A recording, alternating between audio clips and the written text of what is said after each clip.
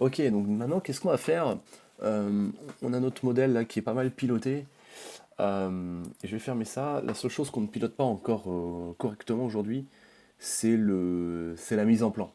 Donc c'est ce qu'on va faire ici. On va aller charger une mise en plan. On va aller charger la mise en plan de notre assemblage et on va aller un peu piloter pas mal de choses par rapport à ça.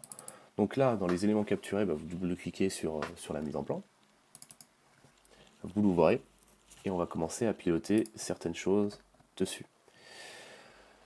Voilà, la partie DriveWorks a un peu changé parce que désormais c'est pour capturer bah, des annotations, des feuilles, tout ce genre de choses. Notre mise en plan, elle est constituée de deux feuilles, hein, Sheet 1 et Sheet 2.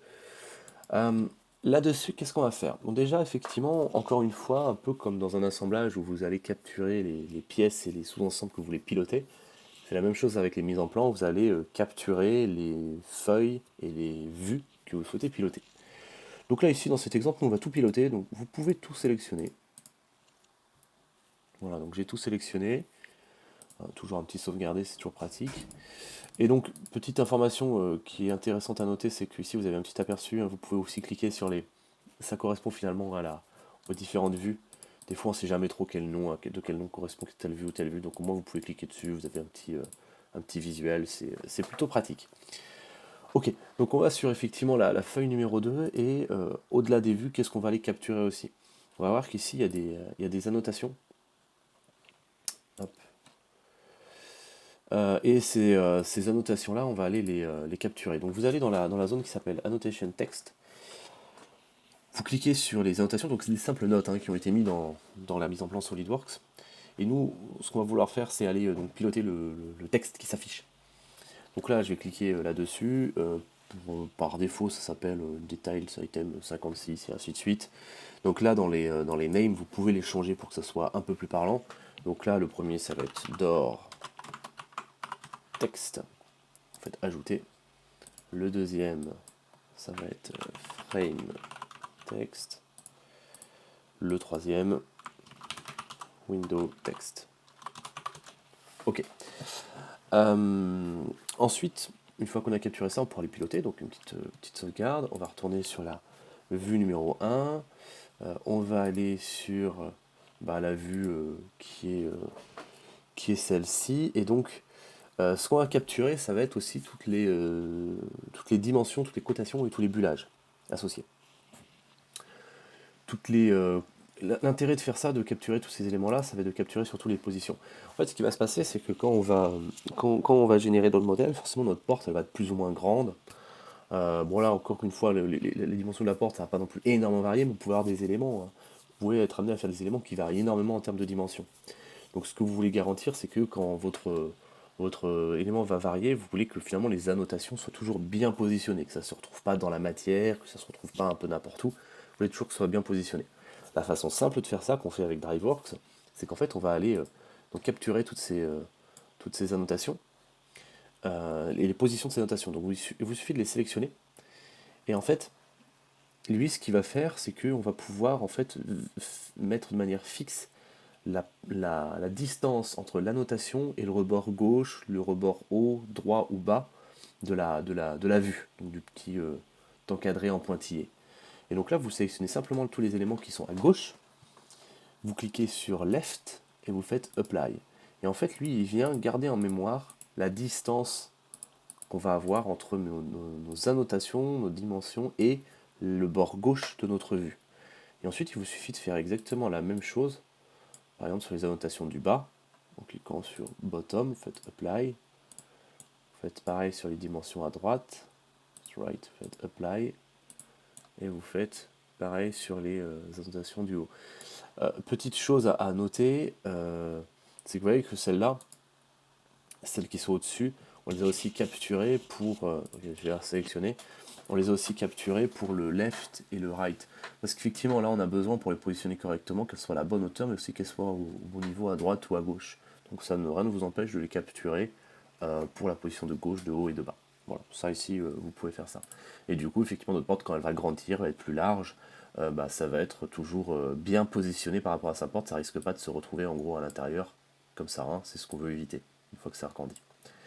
Ok.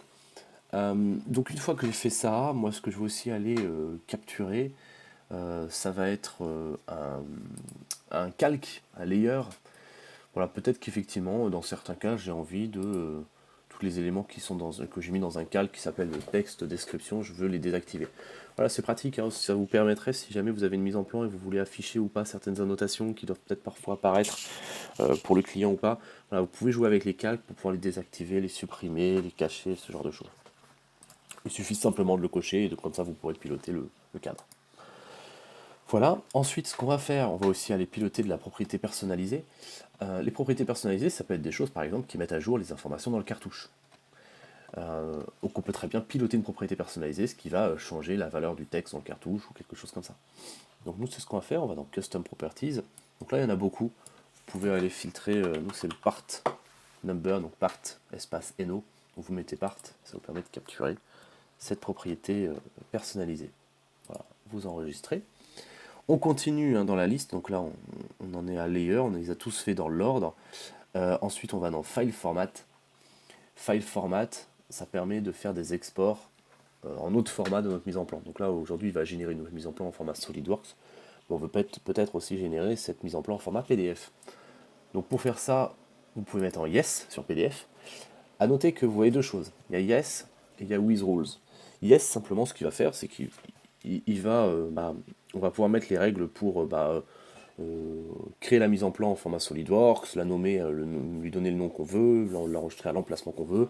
Et quand on met simplement Yes sur PDF, c'est qu'il va créer le PDF avec le même nom que la mise en plan, enregistré à côté de la mise en plan. Voilà, il le met juste à côté, mais en format PDF. Si vous mettez With Rules, vous avez possibilité d'aller piloter l'emplacement où vous allez enregistrer votre PDF, le nom du PDF, et aussi la qualité du PDF, vous avez pas mal de règles en plus que ça débloque. Voilà, dans beaucoup de cas, c'est vrai que juste de mettre Yes ça suffit, mais voilà, si vous voulez aller un peu plus loin, vous pouvez mettre With Rules. Voilà, donc on est bon là-dessus. On va retourner donc dans l'administration de DriveWorks, et on va aller regarder un peu ce qu'on a comme nouvelles choses qui sont apparues dans Model Rules. Donc on va faire un petit refresh. Voilà. Donc vous voyez que désormais, quand vous cliquez sur la mise en plan, vous voyez qu'il y a les deux vues les deux feuilles qui sont devenues, qui sont apparues, et vous allez avoir d'autres éléments supplémentaires, les annotations qu'on a capturées, la propriété personnalisée, le calque, ce genre de choses. Donc nous, ce qu'on va faire, c'est qu'on va aller un peu éditer tout ça, et on va ajouter, pour piloter tout ça, un nouveau bouton dans notre formulaire. Voilà, et le bouton, c'est est-ce que je souhaite afficher ou pas des annotations. Et donc ça sera piloté forcément ce calque description texte. Donc là, je vais dans le form design. Je vais aller rajouter une checkbox. On va appeler ça montrer annotation. Tac. Je vais mettre ça à cet endroit-là. On est bon. Donc là, simple case à cocher. Ça prend la valeur true ou false quand on coche ou quand on décoche. Ok, une fois qu'on a fait ça, on va retourner dans Model Rules. Et sur notre description text, on va créer cette règle-là. Simplement, ça va être une règle si, encore une fois. Donc c'est si montrer les annotations égale true ou false. Petite astuce, ici, bon voilà, soit on met égal true, soit on met égal false. Du coup, si c'est true, ça va être la valeur, si c'est vrai, et si c'est faux. Sachant que la case à cocher, elle renvoie la valeur true ou false. En fait, le égal true, le égal false, vous n'êtes pas obligé de le mettre. Voilà, vous pouvez simplement mettre montrer annotation return, voilà, ces conditions, donc ça fait si c'est vrai ou si c'est faux. Donc si c'est vrai, du coup, on met show, entre guillemets, c'est mieux. Et si c'est faux, on met hide, tout simplement. Voilà, c'est encore une fois de petites variables à connaître qui permettent d'afficher ou de cacher le calque. Faites finish et vous avez créé votre règle. J'en parle aussi, petite chose intéressante à noter, c'est que si jamais cette chose-là, vous savez que c'est quelque chose que vous allez utiliser autre part. Là, on l'a appliqué simplement sur notre model rules. Moi, je vais peut-être en créer une variable de cette chose-là. Je l'ai déjà créé, mais je veux l'exporter. Là, en créer une variable. Vous pouvez faire un clic droit, vous pouvez faire extract variable. Ça, c'est super pratique, j'utilise énormément. Ça permet souvent de créer des règles un peu à la volée, puis à la fin, vous dites, ok, ça, je vais en faire une variable. Une variable que je vais appeler montrer annotation. Replace in all rules, c'est très pratique. C'est-à-dire que si jamais ça a été mis à d'autres endroits, à d'autres emplacements, cette même syntaxe a été mise à d'autres emplacements sur d'autres règles, il va vous proposer d'aller tout remplacer. Voilà, on fait OK. Donc là, on est bien. Ensuite, ce qu'on va faire, on va créer des règles aussi qui vont être sur les annotations, hein, door text, frame text.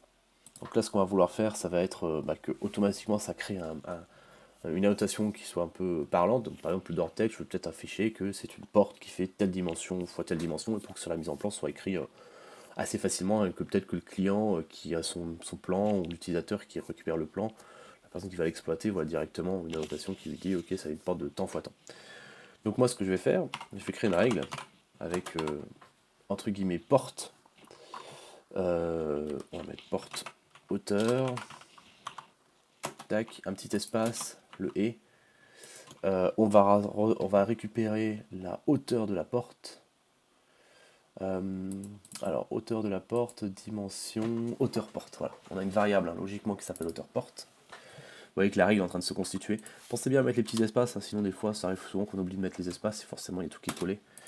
Voilà, hop, et donc on rajoute un petit espace, on va mettre millimètre, entre parenthèses H, voilà, pour faire un truc qui est sympa. Voilà. Un petit X derrière, une espace, porte hauteur, largeur, tac, et on va prendre la largeur porte, lettre L. Voilà, bon, je mets beaucoup d'informations, mais pourquoi pas, après vous faites la formule qui vous plaît pour que le texte à la fin qui ressort ici et soit correct. Faites OK, donc là on est bon. On va faire la même chose pour les fenêtres, on va savoir s'il y a une fenêtre ou pas cette fois-ci. Donc, on va mettre une petite règle ci. Alors, la condition, c'est si jamais la fenêtre, alors tout simplement, contrôle, on va choisir la fenêtre, si fenêtre égale aucune, alors on va mettre un delete, donc ça supprimera notre annotation. Et sinon, ça va être par exemple les dimensions de la fenêtre. Donc les dimensions de la fenêtre, ça va être fenêtre, les dimensions, et là on va mettre largeur fenêtre, hauteur fenêtre, et là encore une fois, pensez à bien mettre les petites syntaxes qui vont bien. Voilà, logiquement, on est pas mal. Voilà, et si on voulait vraiment bien faire ça, on pourrait mettre un petit millimètre. Et aussi à cet endroit-là, millimètre. Voilà, on fait finish, on regarde. Fenêtre dimension, ça a l'air pas mal. Le drill down il est super pratique, parce que comme ça vous permet de vraiment voir chaque étape. Et là je vois qu'effectivement la syntaxe que j'ai fait, ça crée bien la bonne chose. Le delete il fonctionne. Ok, on est bon. On fait OK. Le window text. Alors, effectivement, je l'ai mis au mauvais endroit, pardon. Je suis allé un peu vite. Tac, je fais un petit CTRL X. Je remets ça dans le window text. Pardon. Et ensuite, le frame text. Qu'est-ce qu'on va mettre, le frame text? On va mettre l'ouverture complète, hauteur ouverture, largeur ouverture. Et on va mettre dimension ouverture de point. Tac. Voilà. Et donc la hauteur, on met et millimètre H fois tac, millimètre L. Voilà, on regarde que ça a l'air de donner quelque chose de pas mal, ça a l'air pas trop mal, on fait OK. Voilà, donc là on a toutes nos annotations qui sont pilotées.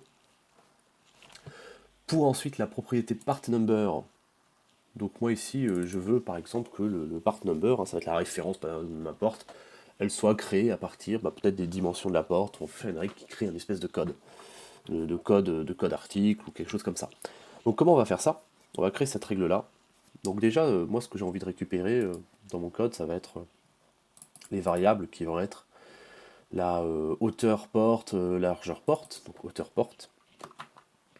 Et donc on va mettre un petit h, ensuite et largeur porte. et L. Donc là, pour l'instant, ça ressemble à ça, c'est pas trop mal. Et on va mettre une chose qui va nous permettre de savoir si on a mis une fenêtre, aucune fenêtre, une fenêtre rectangulaire ou une fenêtre circulaire. Et donc pour faire ça, ce qu'on peut utiliser, c'est que si on va dans le contrôle, on va récupérer la valeur qu'on a mis dans le contrôle. Alors on va utiliser cette chose-là. Sauf que là, ce qu'on peut utiliser, c'est une règle. Moi, peut-être que je ne veux pas utiliser complètement aucune, je veux juste récupérer la première lettre. Donc la première lettre qui va être A pour aucune, qui va être R pour rectangulaire et qui va être C pour circulaire. Donc comment je vais faire ça? J'ai une petite fonction qui s'appelle left. Left, ça permet de récupérer une chaîne de caractères à gauche, enfin la partie gauche de ma chaîne de caractères.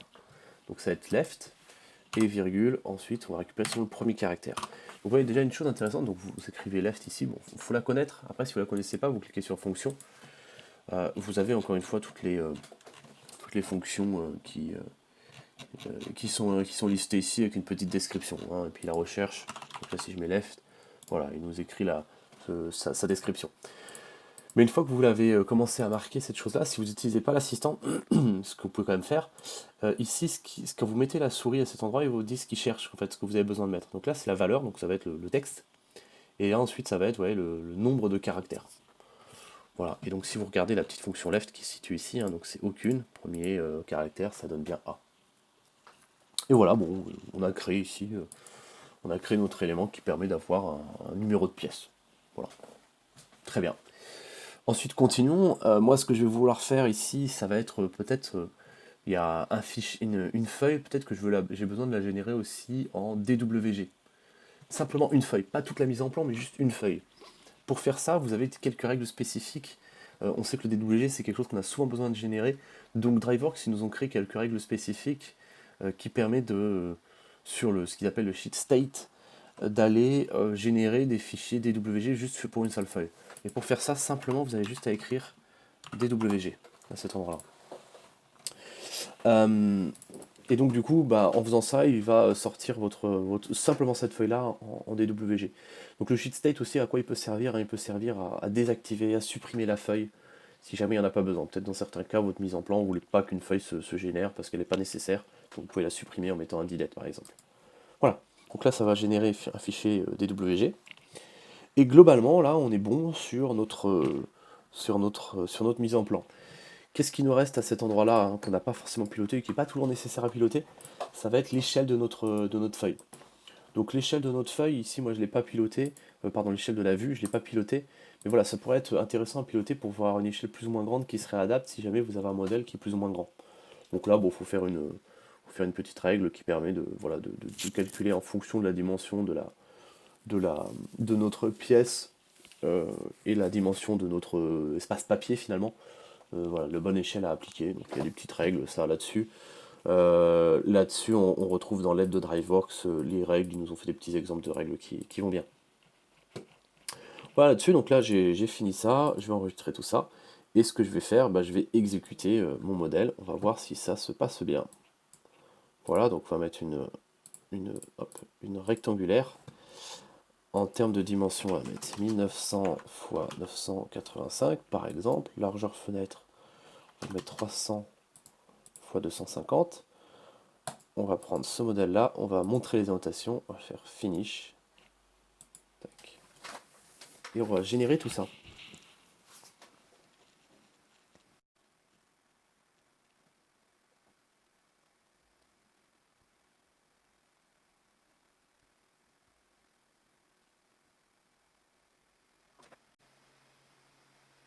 Donc les éléments se sont générés. Ça m'a ouvert effectivement mon dossier dans Windows. Moi, ce que je vais faire, je vais simplement ouvrir mon assemblage principal qu'il a généré. Alors, pardon, hop. Alors, globalement, il était resté ouvert dans SolidWorks. Et je vais ouvrir sa mise en plan. Donc on retourne à cet endroit-là. Ça doit être celle-ci, logiquement, la mise en plan. À noter que... qu'est-ce qu'on a, hein? On a notre mise en plan. On a bien le fichier PDF qui s'est généré aussi. Donc ça, on peut l'ouvrir. Tac. Voilà, donc on a bien ce fichier mise en plan qui s'est ouvert. Alors, à noter que moi, qu'est-ce que je constate, hein? Je constate qu'il y a un souci là, visiblement, notre modèle, il n'est pas correctement piloté. Et ben écoutez, ça serait du débugage à faire, hein, comprendre pourquoi on n'a pas mis la bonne valeur, il doit y avoir un décalage qu'on n'a pas bien renseigné, ou quelque chose comme ça. C'est des choses qui seraient à corriger. Ok, donc on a bien notre PDF, on a notre mise en plan, on a bien le DWG aussi, qui est apparu. Et donc si je regarde cette mise en plan, écoutez, très bien, les éléments ont l'air d'être placés correctement. À cet endroit-là, pareil, j'ai mes annotations qui se sont créées. Et encore une fois, bah là, hein, c'est sûrement un petit peu d'ajustement à faire pour faire en sorte que les éléments ne dépassent pas. Donc là, généralement, bah, on va faire une petite phase de débugage, hein, pour corriger tout ça. Ensuite, on va avoir effectivement notre part number, là, on voit qu'il s'est bien généré. Tout est bon. Voilà, donc globalement, là, notre modèle, il est globalement terminé. On a effectivement notre assemblage DriveWorks, SolidWorks qui est piloté. On va avoir la mise en plan qui est générée correctement. Pourquoi pas des plans PDF, des XF pour la fabrication, tout ce genre de choses. Voilà.